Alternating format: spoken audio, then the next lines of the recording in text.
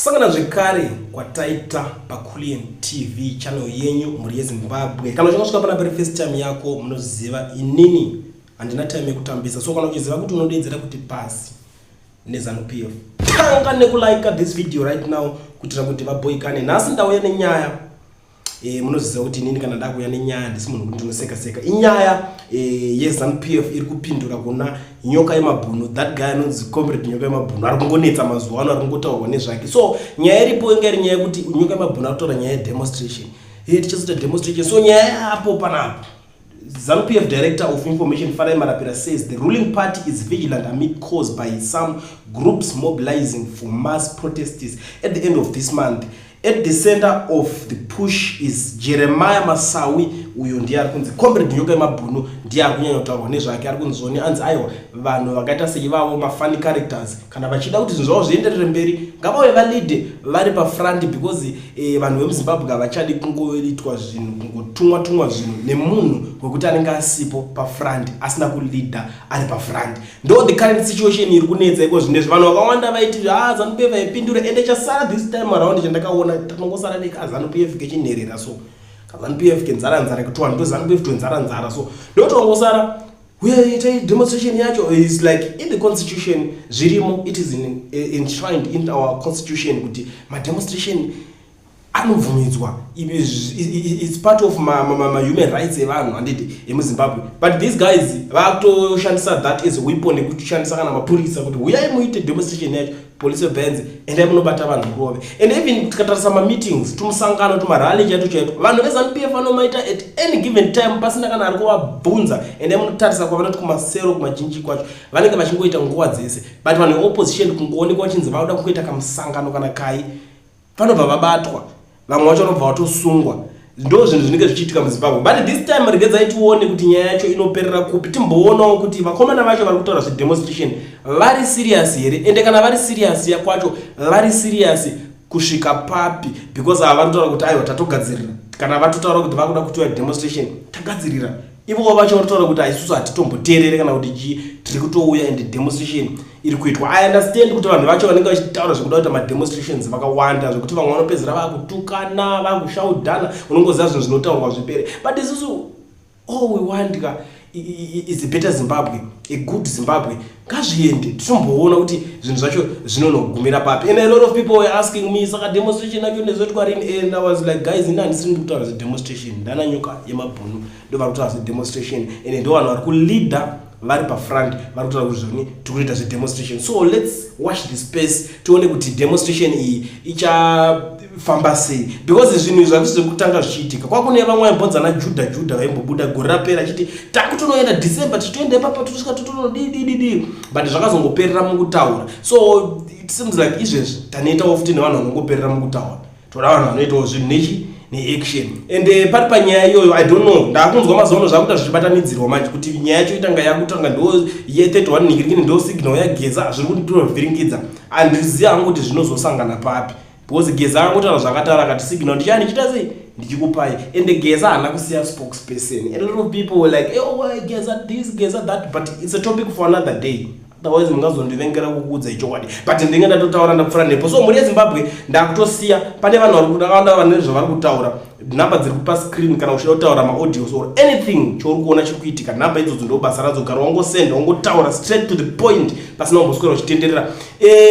Zvamanje sare makateerera audio ichateera ichaplaya ipapapo, muzondiudzawo kuti zvamuri kufunga in the comment section kana muchinge mapedza kuiteerera. Vana veZimbabwe muri seizvo muri zvigona sei? Ini chinoda kubvunza ndechekuda izvo, muri kuona zvinhu zvikuitika munyika medu ndezvekuti vanhu isusu hatina kubatana uye hatina kungwara, kuita kunge takachenjera but kuchenjera hatina. Why ndichidaro nekuti muri kutarisa kuti vanhu vari kunyengedzwa nezvinhu zvisina nabasa, vanhu vari kunyengedzwa nezvinhu zvisina nabasa.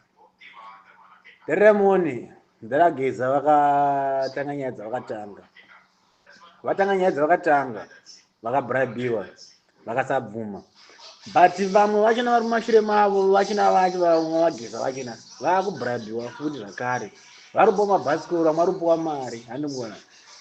Saka zvingoripo nezvekuti wai mwana ukanodya ndiaripo but ivo vachona vari kupiwa vachona makina vanoishandisei mabhasikoro vanomashandisei vanomafambisa mupi murodhi machina rodhi dzina dzakapera kufa kudhara vanomaitisei iwe uri kushinga kugadhi kuti kutambira bhasikoro watambira bhasikoro mumba maka hamuna chirimo sanodya bhasikoro rachona uri ndodyei varume hatina kubatana uye hatina kungwara pachokwadi chaipo chaipo hatina kungwara teremoni pane mwe audio ndakateerera yakaitwa na comrade nyika yamabhunu vachiti kwa inini nafanana chamisa davanga obvious vanofanana chamisa bo chamisa ni pfungwa dzake iwo ni pfungwa dzawo animona basa vanatogara vafanana zvachose but ngavasazvitora kunge vakanyanya kungwara kana vakanyanya kupata ngavasataka chamisa nge yakangwara kana takapata why ndichidaro nekuti mukatarisa kuti chamisa honga andi zvibhebheri but patoripo itoripo imwe ro yari to player yakatonaka nangwa akanyarara zvinhu zvezvo saka ivo ngavaplay ro yavo sezvavatanga vasingapinzi mamaseve vamwe vanhu mukatarisa pakanzi pa2017 pakabviswa mugabe hazvina kunzi kwai tozomira tozodai musi wakati hazvina mboita 1 week mugabe wanga atobviswa gudo ranga ratova pai pastage ani muri kuona ko uyu wayo vanhu mangotadza kuti waraiti vanhu ngatikuita sezvezvi ngatimbotodai otongobva ka1 pana kuti mumbosara mutaura kuti tozozviona next month yekudini iye anenge achingoprepare iye anenge achiita zvaari kuita muchitongopera kufa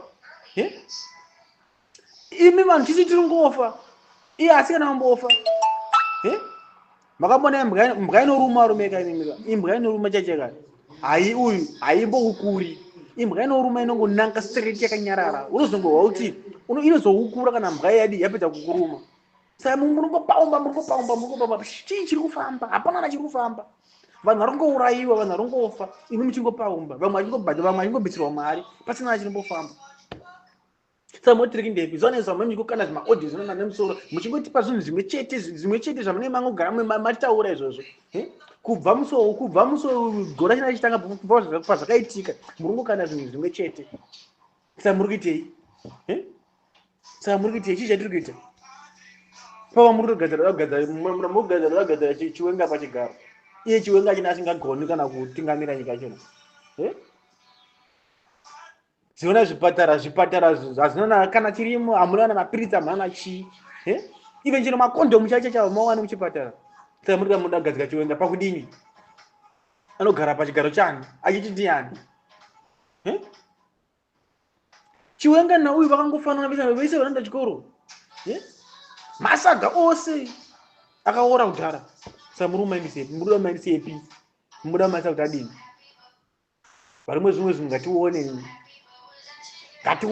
ngatifunge ngatitangongwara kuda ngoshama muromo ngatitangongwara kuda ngotaura pasina chatinenge chichiita ngationgorore kuti tiri kuenda kupi uye tiri kubva kupi ngatisafunga zvanhasi ngatifunge zvegoro rinouya orit kana ndikadai so ndinozokwanisa kusha goro nachidi nichirarama zvakanaka muri kungofunga pamangwana nepanhasi chete hamusasa life yevana venyu fungai life yevana venyu vamakaita imimi kuti vana vangu vanozoita sei mangwana chichazoitika mangwana